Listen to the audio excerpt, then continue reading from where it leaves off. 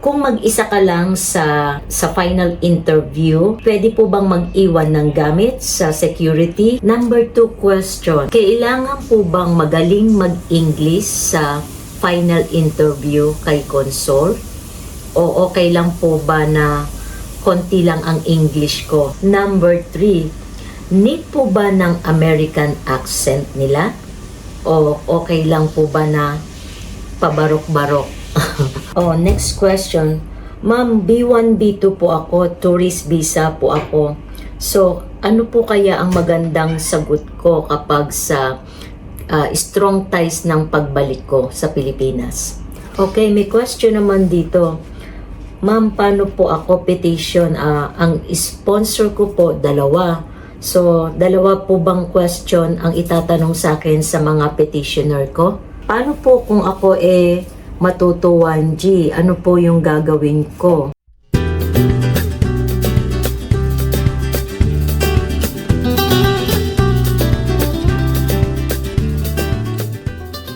Good morning po sa inyong lahat mga kababayan. And na naman po ako nagbabalik sa inyo, si Jeannie Pinay-Hawaii. Naisipan ko po ngayon ang mga question and answers dahil nakita ko po sa akin sa aking final interview experience. Sa comment nila is almost 200 messages po. So, nakakatuwa naman po. Ang advocacy ko po is makatulong sa ating mga kababayang Pilipino na nagpa-process po ng inyong US visa application at hanggang sa makarating po kayo sa inyong journey ng inyong US visa dito sa US. Ngayon po gusto kong makatulong dun sa mga nakita ko pong most common na question sa akin doon po sa final interview. Ang advocacy ko po is makatulong sa inyo, sa mga kababayan kong Pilipino nagpa-process po. Kasi po na-experience ko po at naiintindihan ko kayo kung paano ba kahirap mula sa simula hanggang sa huli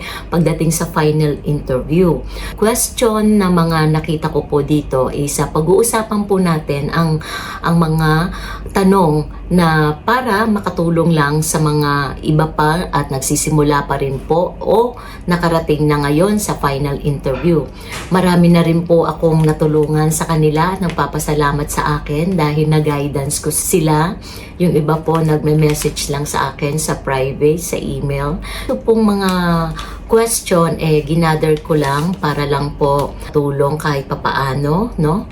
Advocacy ko po is makatulong sa mga kapwa ko Pilipino. Hindi po ako legal advice, hindi po ako nagtatrabaho sa government, hindi rin po ako attorney. Nag-share lang po ako ng mga naging experience ko at kung papaano po yung dapat nyong gawin para ito maging success ninyo, di ba po? Ito po yung unang question, no? Kung mag-isa ka lang sa final interview, pwede po bang mag-iwan ng gamit sa security?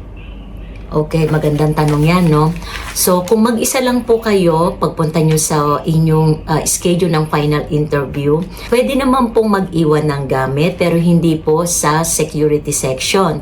Meron po doon sa labas na mapag-iiwanan, pero magbabayad po kayo ng 300, minsan 400, pero ang alam ko po nung time po nung ako po last year na nagpunta ako doon ng aking interview is naniningil po sila ng 300 pesos. Pwede po kayo mag-iwan doon ng gamit niyo, ng bag, ng cellphone, kasi bawal po sa loob yon. So, hindi po kayo papapasukin sa loob ng US Embassy Manila. Kung meron po kayong gadgets, kung meron po kayong cellphone, hindi po ina-allowed. Even po yung lipstick, bawal po iyon. And then, bawal po rin yung kung meron po kayong mga pabango, any liquid items, bawal po. Kung meron kayong alcohol or pabango, bawal din po iyon. Recommended ko na lang po sa inyo, kung pupunta po kayo, sana po magsama na lang ho kayo ng inyong kamag-anak at para mapag-iwanan nyo po. Kasi medyo delikado sa panahon ngayon yung nag-iiwan tayo ng, lalo na pag cellphone po, di ba? Kapag ang cellphone iniwan nyo po doon sa tao na hindi naman natin kilala, is 300 nga, magbabayad lang tayo ng ganon. pero hindi ho natin alam kung makikita ho ba natin yung taong yung paglabas natin. So hindi ko naman sinasabi po na masamang tao sila, no. So alam ko naman po maganda rin yung layunin nila doon na pwede nyong mapag-iwanan. Depende na rin po sa desisyon ninyo kung gusto nyo pong iwan inyong mga gamit o yung cellphone ninyo o yung bag ninyo doon sa tao po doon na pagkakatiwalaan nyo. Actually ano po sila meron po mga tinda-tindahan doon po sila naka-stay, doon po sila nagpapaiwan ng mga gamit. Siguro naman po hindi sila aalis doon dahil meron ho silang tinda doon na mga ballpen, meron silang mga tindang papel o kung ano mang kailangan na tissue, paper, meron po doon sa labas. Depende na rin po sa desisyon nyo kung gusto nyo pong mag-iwan doon. Pero ako po, mas highly recommended ko po kung kayo po hindi naka-stay doon sa hotel na yon, kung wala ho kayong hotel doon sa area na yon at direkta lang ho talaga kayong pupunta sa US Embassy Manila, siguro po magsama na lang po kayo ng inyong kaibigan o kamag-anak para po mapag-iwanan nyo po ng gamit. Po yung aking recommended. Ano po? Number 2 question. Kailangan po bang magaling mag-English sa final interview kay Consul? O okay lang po ba na konti lang ang English ko? So, ayan po, magandang question din yan, no? Ang tanong niya sa akin kung kailangan po ba daw fluent tayong mag-speak sa kanila ng English o hindi naman.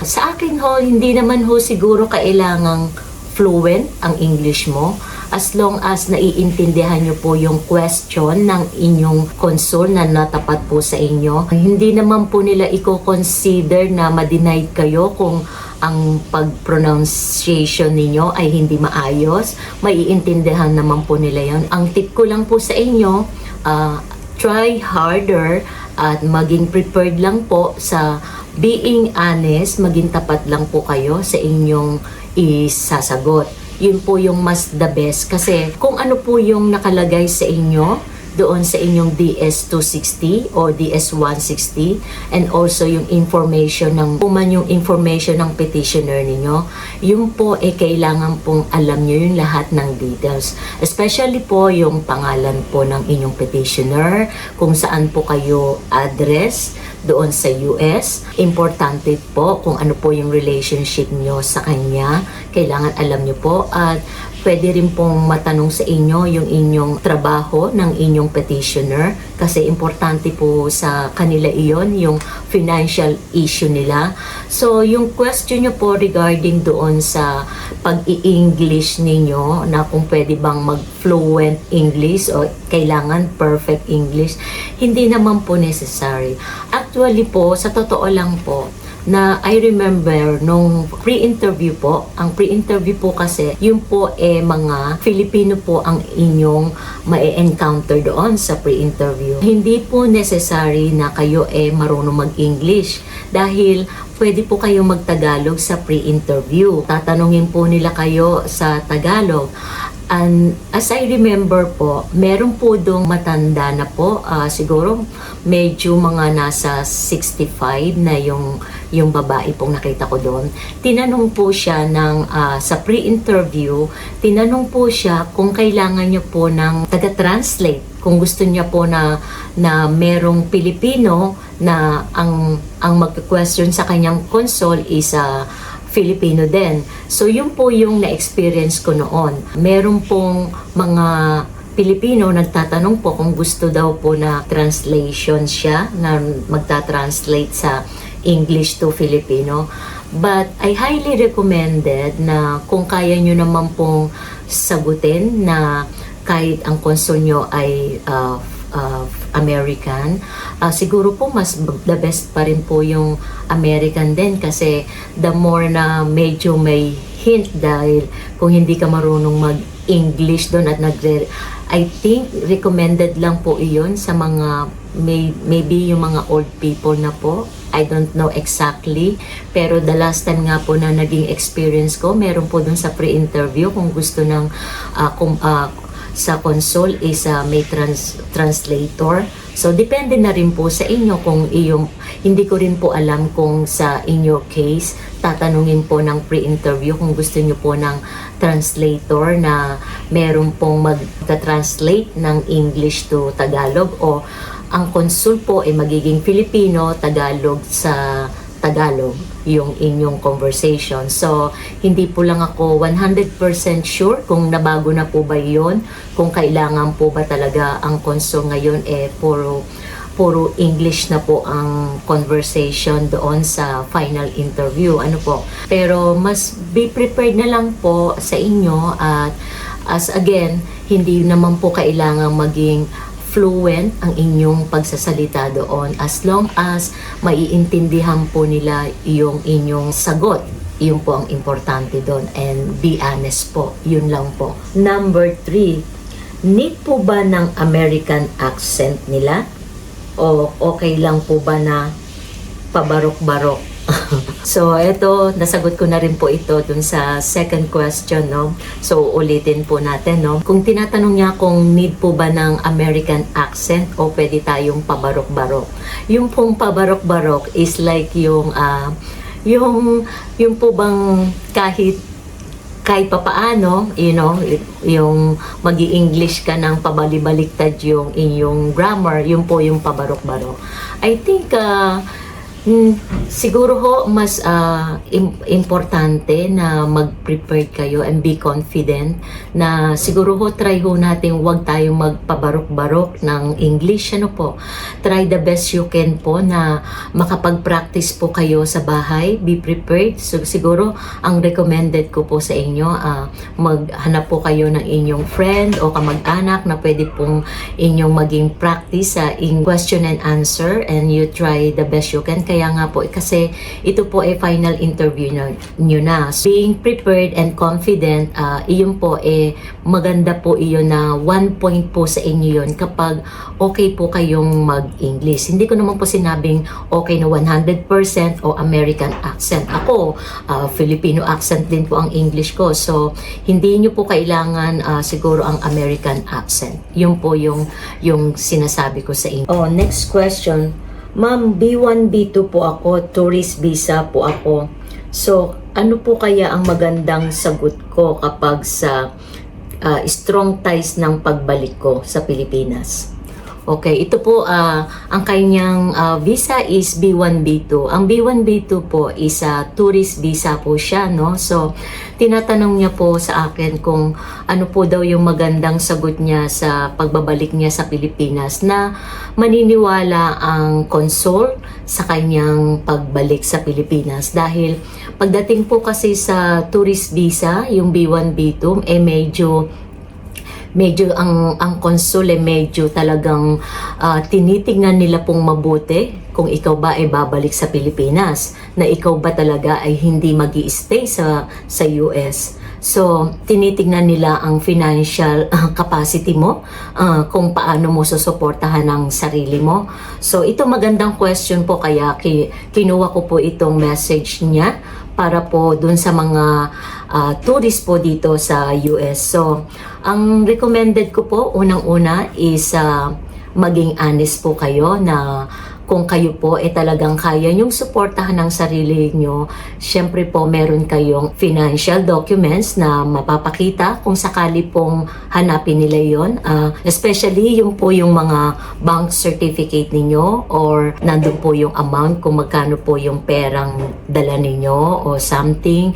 Hindi po ako totally 100% na sure sa mga consul kung paano po sila nag-i-interview tungkol po sa B1, B2. Ito pong tinatanong niya yung paano pa daw yung strong ties na maniniwala si consul pagbalik sa Pilipinas. So, yun po yung number 1. Titingnan po nila yung financial documents, no?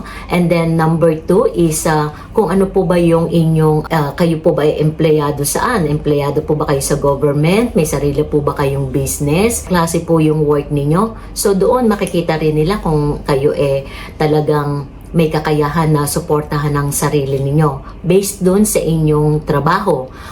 Then number 3 po, tinitingnan din po nila kung ikaw ba ay may sariling bahay, meron ka bang sariling sasakyan. Siguro hindi ko rin po 100% sure kung iyon po ba ay yung mga assets ninyo, itatanong sa inyo ng consul.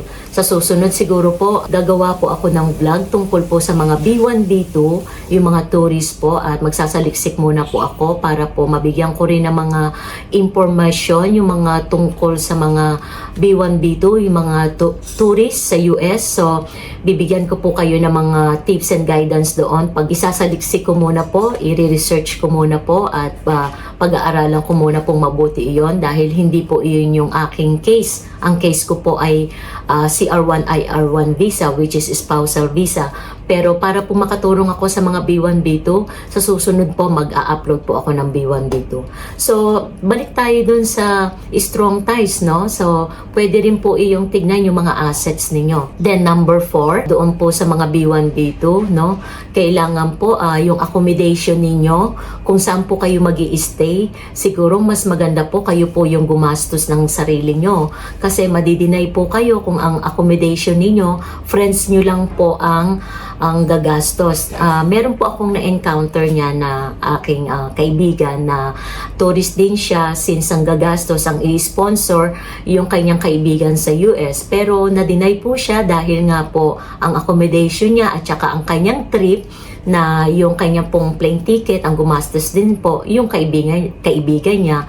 So, na-deny po siya kasi according to that situation, hindi po sa kanya galing yung pera. So, support lang po ng kanyang friend na gusto lang siyang makapunta doon para mag-tourist doon. So, na-deny po. So, I highly recommended sa mga B1, B2, sa B1, B2 na mas maganda po na sa inyo po nang gagaling accommodation ninyo, ang hotel ninyo, no? And then also ang inyong trip ninyo, ang planes ninyo, sa inyo rin po nang gagaling. According naman po dun sa mga itinerary ninyo, kailangan alam nyo po yung isasagot nyo, kung saan po kayo pupunta, ilang days po kayo doon. Kailangan accurate po talaga ang inyong mga itinerary, yung mga tourist dito sa US, no?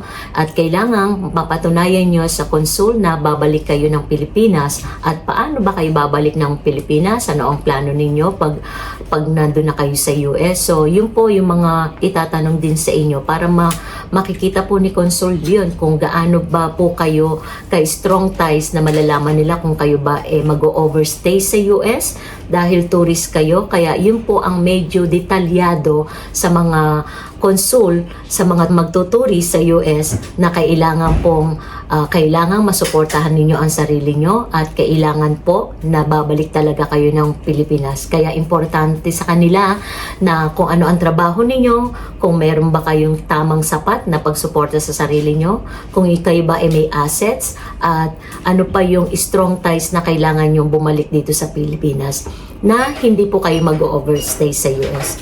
So for the meantime, yan muna po yung pag-usapan natin doon sa tungkol sa mga tourist po na nagtanong po sa akin tungkol sa B1B. Okay, may question naman dito. Ma'am, paano po ako petition? Ang sponsor ko po, 2. So, 2 po bang question ang itatanong sa akin sa mga petitioner ko? Yung sponsor sa akin. Okay, ang tanong niya po, ang sponsor niya po, 2 po. Siguro ito joint sponsor. So, siguro tinatanong niya kung makakapasa ba siya kung joint sponsor. Posible naman po kayo makapasa kung joint sponsor kasi makikita naman po nila yon kung 2 tao po yung nag-i-sponsor sa inyo at may kakayahan po sila na suportahan kayo na magma-migrate na po kayo sa US. So for example, yung parents po ang 2 sponsor, yung mag-asawa ang magi-sponsor sa iyo, posible naman po talaga kayo na kayo makapasa kahit po iyan 2 ang sponsor ninyo. Kaya po kayong suportahan ng isang sponsor, hindi na po nila kailangan ng 2 sponsor. Pagdating pa lang po sa USCIS o Homeland Security, nakikita na po nila yung kung makakapasa ang isang sponsor o 2 sponsor. So, kung ang 2 sponsor po, ang tinatawag pong 2 sponsor na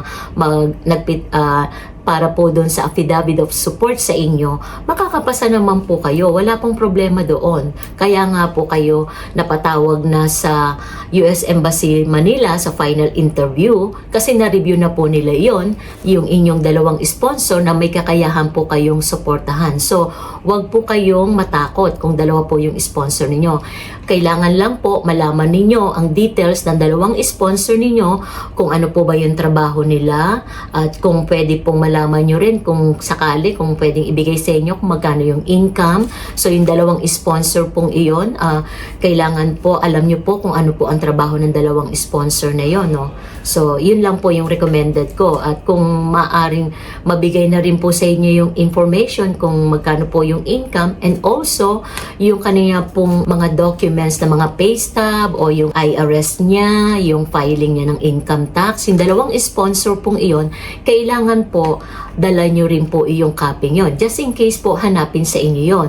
So, minsan alam ko po yung mga document, hindi na po masyadong hinahanap ngayon sa consul kasi po, mabilis lang po ang kanilang interview. 5 minutes lang po, 3 to 5 minutes. Kapag naniwala na po si consul sa inyong paliwanag sa interview ninyo, hindi po kinukuha ang documents. Totoo po yan. Kasi ayaw po nila ng mga magtingin-tingin pa po ng mga documents sa inyo. So, ang highly recommended ko lang po, kailangan po lang yung ipaliwanag at tama po yung details na sasabihin nyo po kung saan nagtatrabaho ang inyong sponsor, kung ano po yung trabaho, at kung itatanong po ng consul kung alam nyo po ang income ng dalawang sponsor, mas maganda po alam niyo para po siguradong alam ng consul na alam nyo po ang mga details kung talaga po bang itong dalawang sponsor ninyo ay kaya kayong suportahan. Ano po? So, yun po yung next question nyo. Sana po nasagot ko yung inyong question. Paano po kung ako matuto 1G? Ano po yung gagawin ko? Okay, yung question niya daw, paano daw kung matuto 1G? Ano ba yung tuto 1G? Ang tuto 1G po, ito po yung mga kapag naka-attend na po kayo ng final interview ninyo on that day at nasabi po na meron pong binigay sa inyong mga slip o iba-iba po kasi yung slip na yan. Meron po iyang pink, white, yellow, and then meron po akong tuto 1G na vlog. So kung gusto nyo pong malaman yung lahat ng mga information ng tuto 1G na mga different kinds of slip, kasi yung po yung mga on hold na tinatawag. Hindi po kayo denied, hindi po kayo reject, pero ang ibig sabihin po ng tuto 1G is meron pa po kayong mga additional documents o na pending po ang inyong process kasi meron pa po silang hinahanap o ang consul na hindi po sila na-satisfied sa mga documents na na-submit nyo po sa CEAC. Pero wag po kayong mag-worry. Ang tuto 1G naman, hindi naman po ito bigla na lang kayong hindi na kayo pupunta sa US, i-deny na po. Hindi po ganun yon. Natuto 1G po, ito briefing ko lang sa mga hindi pa po nakakaalam kung ano po yung tuto 1G. So ang tuto 1G po, pwede rin po kayong ma-hold, maaari pong sa medical ninyo. Meron po na nangyayari po na nakapag-schedule na po kayo sa inyong final interview pero naisputom po kayo unexpected, 1 week na lang may final interview na kayo, pwede po yung matuto 1G. The reason is, hihintayin nyo pa po yung 60 days o yung culture time noon para po isubmit ng St. Luke's Medical papunta po sa US Embassy Manila. Sila po ang mag-i-email noon kapag nakapasa na po kayo in 60 days. So yun po yung example ng tuto 1G. Mostly sa tuto 1G, yun po yung medyo tuto 1G na kapag po kayo sa St. Luke's Medical naisputong. Kadalasan po ganun po yung tuto 1G, no? Pero meron po rin mga tuto 1G na mga incomplete documents. For example po, yung mga inyong petitioner, halimbawa po, ang petitioner nyo, hinahanapan po ng original true copy, yung certified true copy po ng divorce paper pwede rin po iyon na maging 221G. Kapag ang binigay nyo lang po is copy, hinahanap po talaga nila yung stamp. So, iyon po, number 2 na pwede rin maging 221G. Then, number 3, pwede rin po mangyari sa police clearance o NBI clearance na pwedeng makita nila doon sa inyong mga birth certificate na may mga correction. So, gusto rin po makita nila yon sa NBI na also known as. For example po, ang birth certificate nyo, nagpa-follow up po kayo sa PSA na may correction kayo dahil hindi po nag-match sa passport ninyo. So, meron po iyang birth certificate na lalabas doon yung dati yung pangalan at yung pinabago nyo po. So, ang mangyayari po niyan sa NBI ninyo, lalabas po yung also known as, yung dati nyo pong pangalan at saka po yung recently ngayon at saka nandun din po yung sa asawang apelyido nyo kung kayo po married sa foreigner. So, iyon po ay mga halimbawa po ng mga 221G na kadalasan po is kailangan pa pong mag-submit. Meron din pong 221G na for example po ang nangyayari is employed kayo sa other countries at hindi nyo po alam na kailangan pala iyon dahil unexpected, hindi nyo po inaasahan na pupunta pala kayo sa US, so wala po kayong certification of employment kung saan po kayo nagtrabaho noon na foreign countries. For example po, nagtrabaho kayo sa Dubai, sa Hong Kong, nagtrabaho kayo sa China at kung saan-saan pa pong other countries, hinahanapan po nila ng certification of employment and also police clearance po. Doon po yun sa other countries. Huwag ho kayo malilito. Dalawa ho klase yan, police clearance and NBI. Pag NBI po, kung hindi naman po kayo nagtrabaho sa ibang bansa, hindi nyo po kailangan ng police clearance. Ang police clearance po is dun sa mga tao lang po na nagtatrabaho as employed dati, other countries. Hindi po sa Pilipinas ang pinag-uusapan natin ha.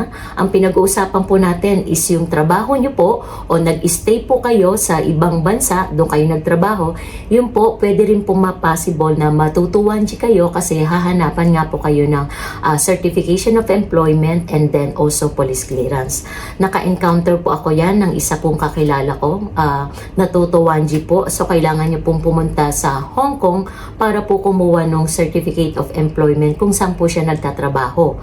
Doon po siya kukuha at saka ng police clearance. Pag nakuha niya po yun, kukuha siya ng police clearance. So, yun po yung example ng 221G. Magastos nga lang po kasi kailangan nyo pong pumunta halimbawa sa Hong Kong para kunin yung mga documents na kailangan ng US Embassy Manila para sa additional requirements. Yun po yung halimbawa rin.